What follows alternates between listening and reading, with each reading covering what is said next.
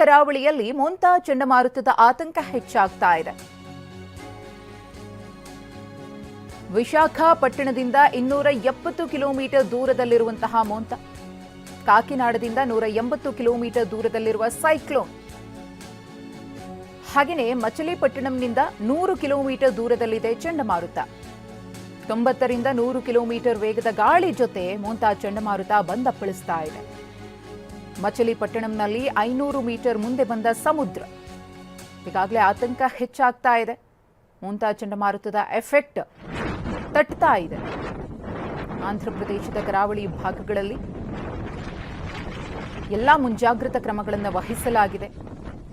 ಕರಾವಳಿ ಭಾಗದಲ್ಲಿದ್ದಂತಹ ಜನರನ್ನ ಅತಿ ಸೂಕ್ಷ್ಮ ಪ್ರದೇಶಗಳು ಅಂತ ಗುರುತಿಸಲ್ಪಟ್ಟಂತಹ ಜಾಗಗಳಿಂದ ಸುರಕ್ಷಿತ ಸ್ಥಳಗಳಿಗೆ ಸ್ಥಳಾಂತರ ಕೂಡ ಮಾಡಲಾಗಿದೆ. ನಮ್ಮ ಪ್ರತಿನಿಧಿ ಕುರಿತು ಒಂದು ಪ್ರತ್ಯಕ್ಷ ವರದಿ ಕೊಟ್ಟಿದ್ದಾರೆ, ನೋಡೋಣ. ಮೊಂತಾ ಚಂಡಮಾರುತದ ಬಗ್ಗೆ ಅಧಿಕಾರಿಗಳು ಕಟ್ಟೆಚ್ಚರ ವಹಿಸಿದ್ದಾರೆ. ಕಾಕಿನಾಡದಲ್ಲಿ ಸಮುದ್ರ ಅಲ್ಲೋಲ ಕಲ್ಲೋಲವಾಗಿದ್ದು ಮುಂಜಾಗ್ರತಾ ಕ್ರಮವಾಗಿ ಪೊಲೀಸ್ ಭದ್ರತೆ ಏರ್ಪಡಿಸಲಾಗಿದೆ. ಮಧ್ಯರಾತ್ರಿ ಅಪ್ಪಳಿಸುವ ಸಾಧ್ಯತೆ ಇದ್ದರೂ ಈಗಲೇ ಚಂಡಮಾರುತದ ಪ್ರಭಾವ ಬೀರುತ್ತಿದೆ. ಕಾಕಿನಾಡ ಜಿಲ್ಲೆಯ ಕೋನಸೀಮಾದಲ್ಲಿ ಅಧಿಕಾರಿಗಳು ಪರಿಶೀಲನೆ ನಡೆಸಿದ್ದಾರೆ.